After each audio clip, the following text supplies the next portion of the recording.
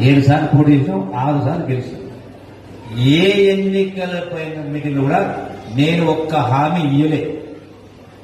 నేను ఇట్లా ఎమ్మెల్యేపై ఓట్లేనని మాట్లాడుతున్నాను. మా కార్యకర్తలు నాకు చోటు చెప్పింది, సార్ ఈ ఊరికి 500 ఎందుకు చెప్పండి, ఈ ఊరికి 10 కోట్లు శాంక్షన్ చెప్పండి చెప్పింది. అది విన్నాక నేను మైక్ చెప్పింది, ఇగో మా మిత్రులు చెప్తున్నారు కానీ నేను హామీ ఇయ్యను.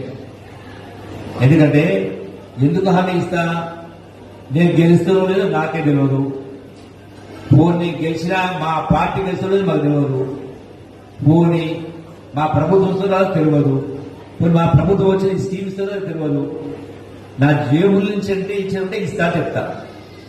మరి ఎవరు ఇస్తారు కదా, ఏమని తెలియదు దానికి అది మోసం మాట అవుతుంది. కాబట్టి నా హామీ ఇవ్వలేదు. ఇప్పుడు కూడా మీరు అడిగినవన్నీ కూడా అవతే ప్రయత్నం చేస్తా. కానీ ఆనాడు మా నాలుగు ఏ హామీ ఇవ్వకపోయినా అన్ని పనులు చేసిన, ఇక కూడా ప్రయత్నం చేస్తా. అర్థమైందా? నేను ఎందుకు చెప్తున్నా ఈ మాట అంటే, నా శాఖ కల్చరల్ శాఖ. కల్చర్ అంటే కల్చరల్ మంత్రి అంటే ఆటపాటలు డ్యాన్సుల మంత్రే కాదు. కల్చర్ అంటే సంస్కృతి. మీకు చివరికి వినపడుతుందా?